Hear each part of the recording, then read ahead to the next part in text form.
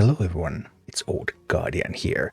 The Winds of Change Druid of the Claw event is live in Warcraft Rumble right now, and in this video I'm going to tell you everything you need to know about the event. So the Druid of the Claw event, it's a 2-week solo event. There's paid bundles, you buy stuff with coins, you complete challenges in quests, in heroics, and then you get tickets. And with tickets you can get the new mini Druid of the Claw and various other things. This time the full reward tree is a little bit different than before, because if you buy every item that's available, that's going to cost you 167,800 tickets. However, 70,000 tickets of those are on various Arc Energy bundles that are more effective than just letting your tickets turn into Arc Energy naturally at the end of the event, but still not very good, so you really want to get the main tree first. The main tree costs 97,800 tickets. However, Blizzard has also increased the amount of tickets that are behind a paywall in this one, because from event challenges you can get 105,200 tickets. But 45,000 of those tickets are gated behind a paywall. You have to pay real money to get them, so as a free-to-play the maximum that you can get is 60,200. Then you can get more tickets from daily challenges. This time daily challenges actually give you quite a lot of tickets, because there's 3 daily challenges and each gives you 500 tickets every day, so that's up to 21,000 tickets over the whole event. Also, you can buy daily offers with coins, and daily offers give you 500 tickets each. There's been a small bug with daily offers for some time now, and it still remains. So when you buy a daily offer, you're not instantly getting your tickets. In order to get your tickets, you need to claim a challenge. You claim any challenge, and then your ticket count is going to go up by the tickets from the challenge, plus any tickets that you have from the daily offers. There's no animation whatsoever, but it does work. So whenever you buy a daily offer, be ready to claim a challenge as well in order to actually get access to your tickets. Mostly this is relevant if you try to buy them on the very last day after you have done all the dailies, and then you might get into a position where you actually just can't get those tickets. Someone at Blizzard clearly loves scrolling, because this time the reward tree is the tallest tree that I have ever seen. It's not a very wide tree though, so choices are relatively simple. The tree includes a couple of modest tomes, a couple of major tomes, a mega tome, 5 stars for Druid of the Claw. That's important because it's a new mini and you can get it to uncommon with the stars from the tree. There's also a Druid of the Claw portrait, note that, and it looks almost the same as the stars, so don't confuse the two. 500 coins, 750 for the booster, 5,300 Arc Energy, and then there's 7,000 Arc Energy in the bottom with slightly better exchange rate than just letting your tickets lapse. Couple of star tomes, couple of major Tinker's gems, some big red buttons, 2 rare cores and an epic core. You can choose your path through the tree freely, although it's not very wide, so there's not that many selection points. The most important items in the tree are the coins, which I have circled here in blue, and then the Druid of the Claw stars, which I have circled in green. And note that one of the Druid faces there is actually a portrait. I have circled that in purple. But I think the optimal way to go through this tree is, first, step 1, get Druid of the Claw, because lots of events require you to have Druid of the Claw, so the cheapest path to Druid of the Claw, that's the blue line, that's 5,000 tickets.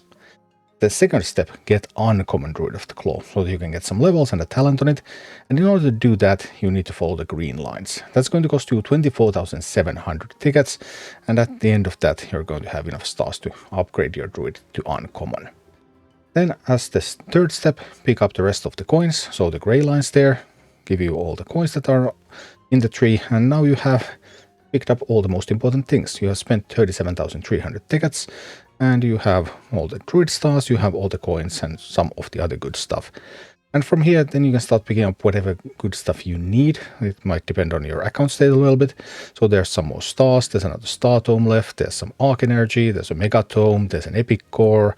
There's also a couple of rare cores if you happen to still need those as well. But stars, Arc Energy, mega tome, epic core, those are picked up if you follow the yellow line. So you get 5 Druid of the Claw stars from the reward tree. How do you get the rest? Note, Druid of the Claw is not going to be on the grid until next season. At one point Blizzard said that it would be on the grid also during the event, but that is not true.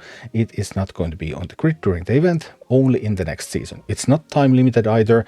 Next season it's going to be available free for everybody, but only next season. So what if you want to get it to more than uncommon in the near future? Well, first you pick up 5 stars from the reward tree. That gets you to uncommon. There is going to be a 10-star coin offer.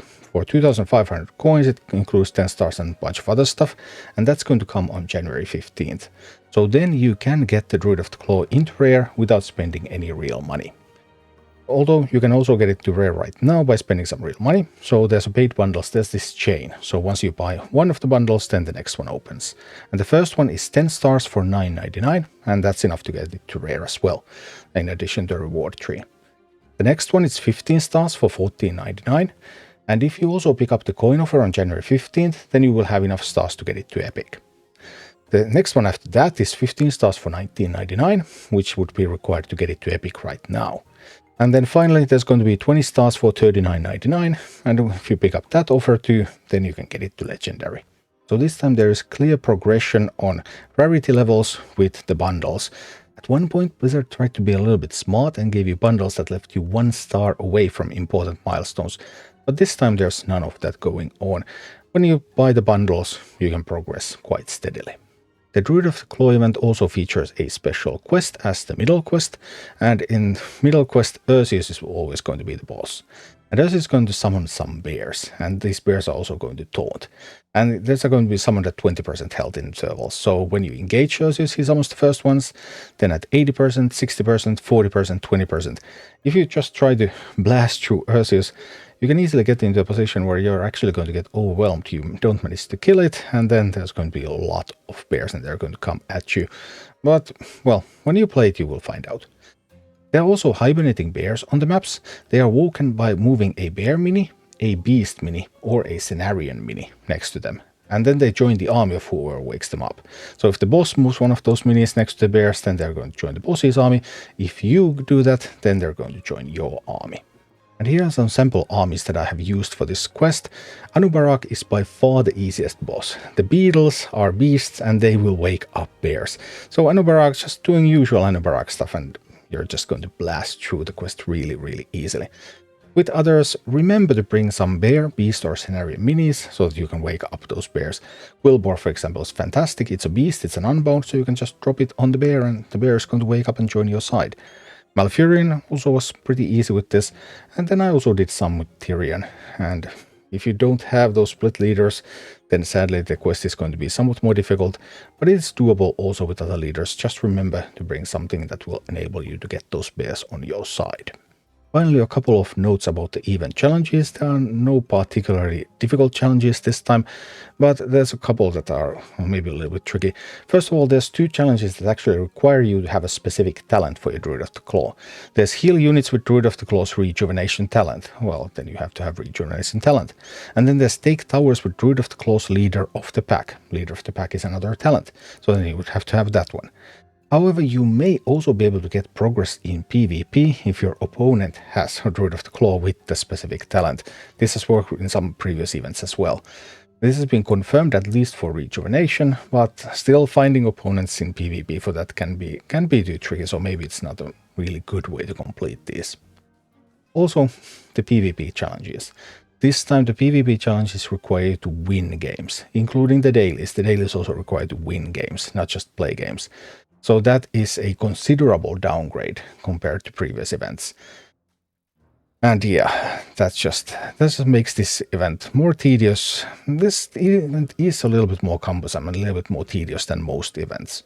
Even getting the Druid of the Claw to uncommon, you require tens of thousands of tickets, more than you have usually needed in order to get an uncommon. And then also the PvP changes and things, so a few unpleasant things about it, but with this guide, knowing how to progress optimally through the tree, you will be able to progress quite nicely anyway. Thank you for watching. Click like and subscribe if you enjoyed this, and a special thanks to all of my Patreon supporters, YouTube members and Twitch subscribers who make all of these videos possible.